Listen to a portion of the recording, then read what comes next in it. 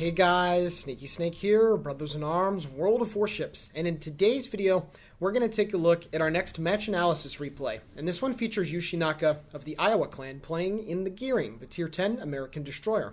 He's playing by himself, and it's some domination here on Tears of the Desert. So, usually on Saturdays, we feature the community replay. However, unfortunately, due to all of the mini patches that have come in successive weeks, as we all know, whenever a patch hits, all of the replay files get invalidated that came before it, so this was really the only thing that we had in our inbox. Well, that's not technically true. There were a couple others, but for some reason those replay files were giving me some shenanigans, so we're going to go with our next match analysis for today's video. And we've actually featured Youshinaka before in match analysis replays. I think it was last year, right when we kind of got this playlist started. He sent us a Zhao gameplay that was pretty good and showcased what the Zhao needs to do and how it should be played. But of course, there were some mistakes made, but also some good plays as well. And of course, that is the focus of our match analysis replay series. So we're now going to take a look at one of his Gearing replays. Now, this isn't anything crazy, but it's also a very steady performance. And unfortunately, things are not going to go his team's way, but it is going to go down to the wire, and it is going to be about a 20-minute game, so guys, please enjoy this one. This is definitely one of the better replays, just overall, not just in terms of the player playing it, but just the overall game. It's a back-and-forth affair, and I think you guys will enjoy this one. Now, of course, this is well past patch 0.8.0, so obviously playing Destroyer in today's meta with carriers a lot more prevalent isn't necessarily the most fun thing to do, to be quite honest. Destroyers as a whole, both in the random battles and in the competitive scene, they definitely are not as powerful as they used to be. With the flooding mechanic changes, with the radar buffs, obviously with the carriers, just a whole bunch of things have given quality of life improvements or pretty significant buffs to the other classes in the game. So playing Destroyer nowadays is even more difficult than it used to be. But of course, as your resident Destroyer expert on the NA server, I definitely can tell good DD play from bad, and this one is certainly going to tick the good box, that's for sure. So at the beginning of the game, he lets his team know, and honestly, using in-game chat is something that I probably should do a little bit more of, but he lets his team know that he's going to go down to the C capture point. And of course, as soon as he gets on, you can see that the cap is contested, so one of the other two enemy DDs is down here.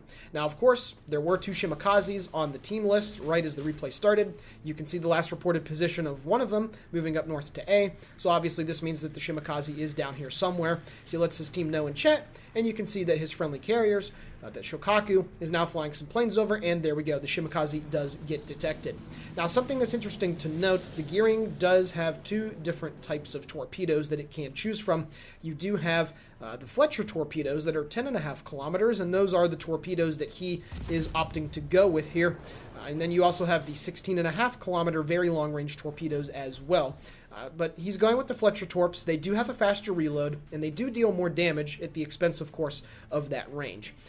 So him launching torpedoes at those enemy battleships, well, even though they are quite a distance away and they are moving towards him, I don't think that those torpedoes are going to have any chance to be able to reach those two battleships. Now you can see the Shimakaze used his smokescreen, of course, because he wanted to get out of the line of sight from the enemy carrier, which in this case is his friendly carrier, and you can see that the Shokaku is still dropping torpedoes into that smokescreen. So what Youshinaka is doing here is he's trying to get into a better position. It seems like maybe get a torpedo attack there on the Grosser Kurfürst.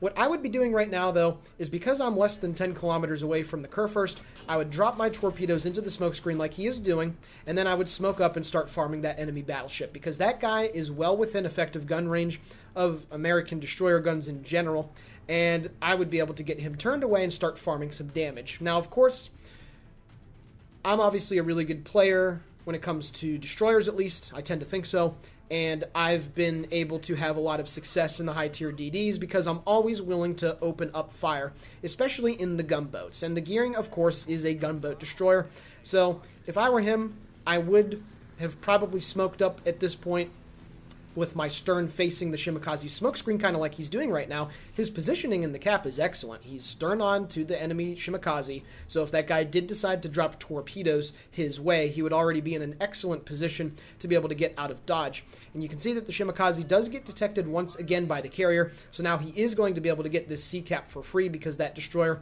is certainly going to be on the run. But I would have liked Youshinaka to see you really start to use your guns, and even if you didn't want to use your smokescreen, you certainly could have maybe went a little bit further south into the sea cap and used those islands that are right there to, at the very least, get out of, well, not line of sight, but at least get close enough to the islands where you've been able to lob shells over them at the enemy battleship, and in the meantime, pretty much been okay and safe from return secondary fire as well. So, just something to think about. When I'm playing my gearing, I always want to find a situation where I can use my guns, where I can shoot at whatever is within range, and I think that that would have been a good opportunity there, because you would have been able to get some pretty decent damage on that Kurfürst. As we all know, German battleships have very big superstructures, and those American destroyers are exceptionally good at causing a lot of damage to them if they're able to hit into those upper parts of the ship, because it's so big, and you're able to do upwards of 2,500, even 3,000 damage if you get 6 penetrating hits on non-focused sections of the boat. But anyway, that's something, just little something. Another thing, if you do have, or if you do decide to run with the long-range torpedoes, you can see that that enemy Kurfürst is riding the border, and he can't really turn to the left because he would obviously be running into. So if I did have the long-range torpedoes, I would have dropped them at that enemy Kurfürst, because again, he has to eventually turn back to the right, and even though I'm launching them at a target moving away from me, he was about 10.5 kilometers when Youshinaka turned away. 16.5 kilometer range, would have had plenty of range to be able to catch up to him, so I would have dropped a narrow sheaf launch, which is basically just dropping torpedoes at a target that's moving away. It may be a 30, 40, 50 degree angle, and yeah, basically making it difficult for him to actually turn back to the right and maybe eat a torpedo or two.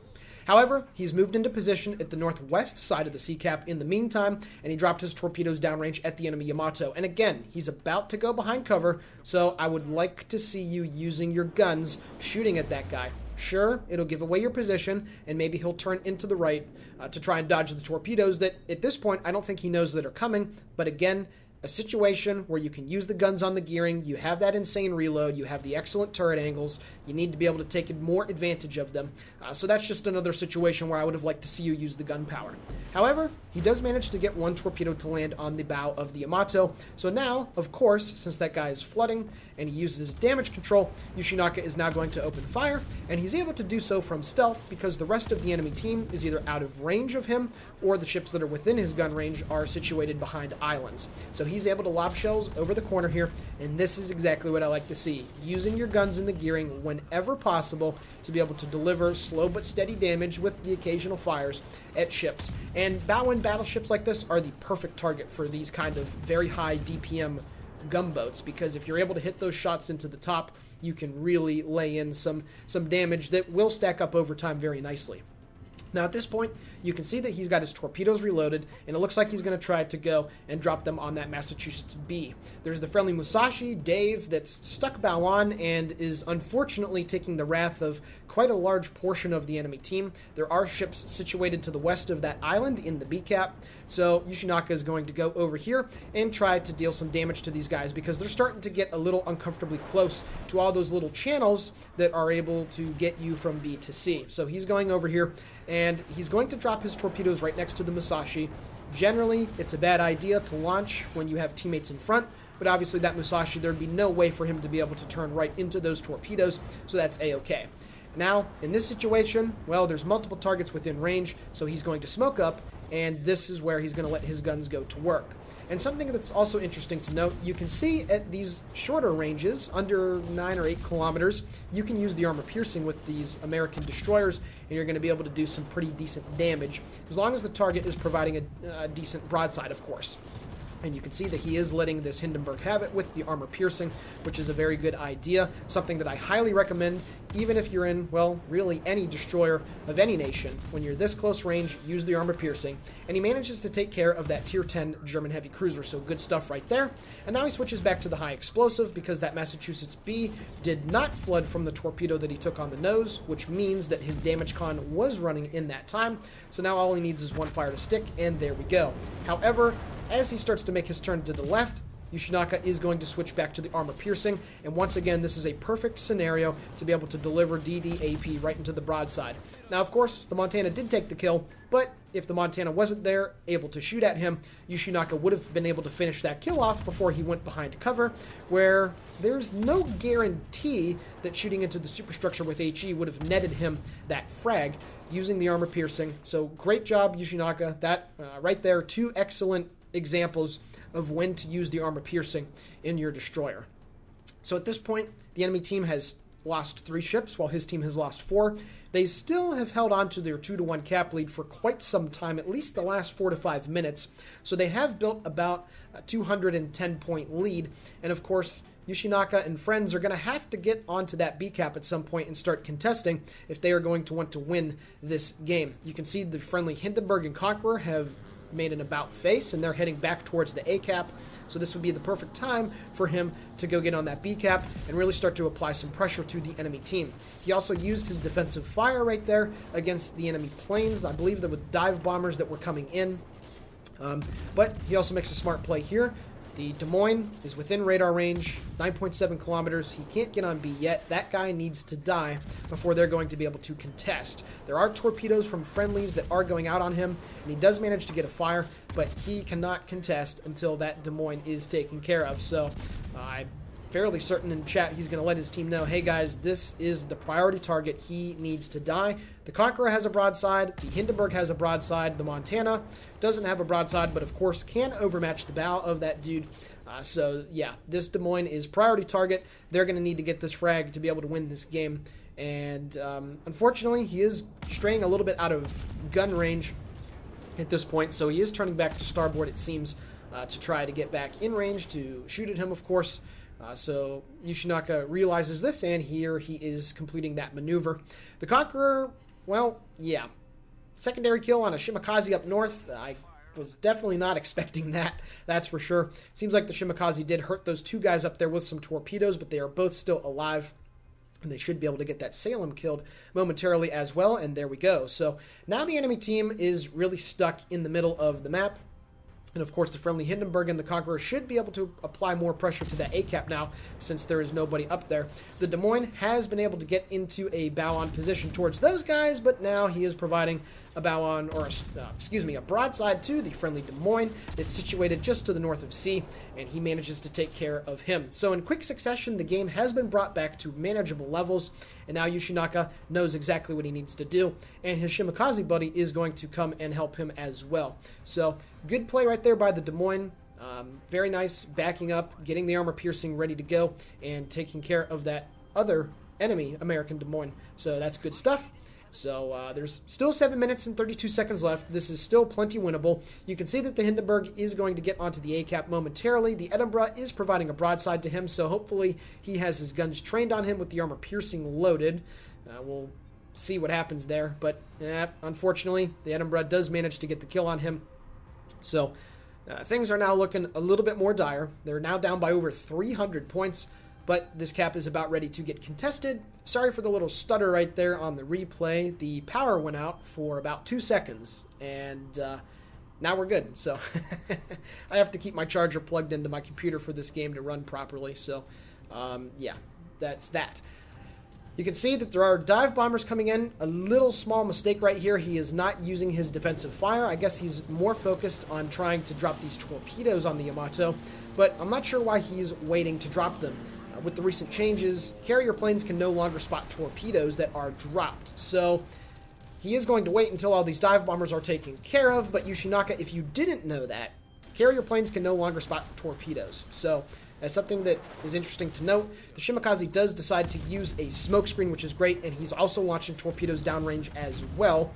And it would have been a little nicer to see those torpedoes get released earlier, because now you can see the Yamato knows that there are torpedoes incoming, so he is obviously going to turn to the right and maybe even increase speed to try to get the heck out of dodge. So just something food for thought to understand.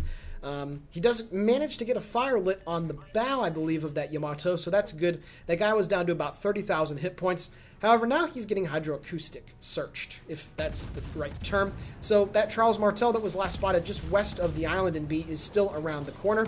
However, this would still be a perfect scenario to use the armor piercing on the enemy Yamato. At about 9 kilometers, about 8 kilometers actually, you're still able to dive into the superstructure and the part of the ship above the belt armor and get solid AP pen after AP pen. So I would have really liked to see you use the armor piercing right there, kind of like you did earlier in the replay. Again, up to about 9 kilometers, even out to 10, you can use the armor piercing and, you know, make use of it pretty effectively. However, the Charles Martel is coming around the corner. He, at least to him, smells blood in the water, but Youshinaka here is going to have the armor piercing loaded and ready to go, and you can see that cruisers at these ranges can get citadeled. That's 3 citadels right there. Charles Martel is probably regretting the decision that he made, and good old, the other Dave over there in the Des Moines is able to take care of that French cruiser, so that guy is taken care of.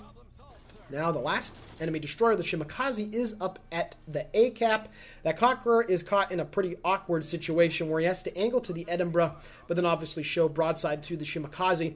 Now, this is honestly one of the critical mistakes of the game, and it's not Yoshinaka's fault. It's just his team in general. That Yamato is down to 10,000 hit points, and he beached on the island. He is using his heal. Obviously, he's used his damage control. This guy needs to get killed, and he needs to get killed very quickly because it's going to really apply the pressure on the enemy team. He takes 2 torpedoes, and he goes down to about 6,000 hit points. But then Youshinaka actually stumbles forward a little too far, and he's not able to get his front turrets shooting at that guy.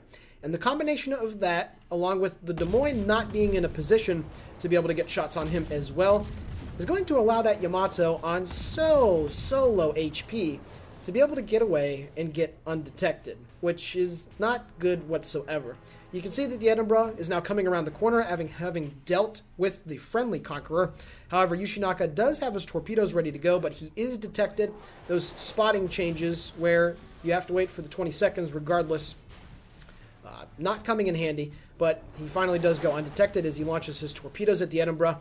And honestly, if I were him, I would turn hard to the right and start engaging. That's just my particular play style. I'm very aggressive in my gunboat DDs, so his decision right here is not bad whatsoever. It's just the game is about to be lost very soon, and I would have wanted to try to get that kill as quickly as possible, but that's okay. Hopefully his torpedoes will be able to find the target and get the kill. Will it happen? It's got to happen. His team is about to lose. There we go. He manages to frag that Edinburgh, so that's very good. And now he's going to go hop onto the A cap and completely deny the enemy team points gain. His team now has 2 of the 3 caps, and you can see that once he gets on A, they're going to be able to make up that ground pretty quickly. It would have been so nice to see that Yamato dead, because I bet you he's got his next heal coming up, definitely his damage control, so those Shokaku torpedo bombers are not going to be able to kill him on 8,000 health. So unfortunately, that guy not being dead is really screwing over the Des Moines, because he wouldn't be able to engage the enemy Shokaku that is rushing down towards the friendly Shokaku. So you can see, by not having that kill taken care of, he can no longer help out his friendly carrier, because he's got to try and get the frag on that guy. Now you can see Youshinaka does get detected here, the Shimakaze, trying to launch an ambush, which was a pretty good attempt, but unfortunately there's a nice, maybe quadruple-sized gearing gap in those torpedoes. Only 2 sets came his way, so obviously he's got to be wary of the 3rd one, but he is going to be able to kill this Shimakaze here. The Shima is trading relatively decently, but obviously the rate of fire of Yoshinaka's gearing is going to be able to take care of that guy here really quickly. And the shells, the next set fall in, and there we go. He manages to get the frag. So now they're denying the enemy team completely on the points. But that Yami is still alive. If he was already dead, they would have the lead. And again, the Des Moines would be able to engage that enemy Shokaku down south. But unfortunately, because that's not the case, it's just taking way too much time. And then the Shimakaze that's on his friendly team, well, I have no idea what he's doing. Why he's not rushing into the sea area just to try and make something happen is beyond me, but generally Shimakaze players kind of suck in this game, so that's not really too much of a surprise. Of course, Youshinaka is not going to be able to make it down in time, There's only a minute 18 left in the game, and he is going to be able to get A, but unfortunately, the friendly Shokaku is going to go down, and at this point, this is an unwinnable game. There's no possible way for them to secure victory because the enemy team is going to be able to get the C cap, and now that the Shokaku is dead, funnily enough, from the secondaries of the enemy Shokaku, yeah, this is going to be GG. But that Yami should be dead already. The enemy Shokaku should have been able to get focused down by the Des Moines, but unfortunately the Des Moines had to take care of the Yamato, so just slight positioning mistakes at the very late game allow that enemy Yamato to get away, and his team is unfortunately going to lose this battle after coming back from being over 300 points down. So let's take a look at the post-battle results. Alrighty guys, taking a look at the post-battle results, 497,000 credits received and 5,000 total experience earned. I'd imagine this was not a first win of the day and probably didn't have too many experience flags on as well. He picked up 134,000 damage off of 240 shell hits and 3 torpedoes. He managed to sink 1/4 of the enemy team, have 3 solo base caps, and also have a few citadels as well, showcasing that armor-piercing performance at those very close ranges. But yeah, unfortunately, this was a loss for his team. It's a shame because they made a really good attempt to come back, but you saw just a few small mistakes of positioning and just some very little things. It all adds up at the end of the day, but overall, this was still a very good replay in the gearing. Most of the stuff that was showcased here was fairly good play, to be honest with you. It really was, and I only point out those not so pleasant things because it's important for you guys, whenever you send us these kinds of replays, to really be, I guess not anal about it, but, you know, I had conversations with Puddin', and he wanted me to be a bit more strict, both on good plays and bad plays in these replays, really not trying to make anybody feel good, but just straight up point out, you know, what's good and what's not in these replays. So, Youshinaka, I hope you enjoyed this commentary. Again, great job in this battle. It's a shame that you lost, but you can't have them all, right? And I hope you guys watching learned a thing or two about the gearing and just some of the points that I made during the course of my commentary. So with that being said, this is the Sneaky Snake for BIA World of Warships signing off. Guys and gals, as always, have a great day.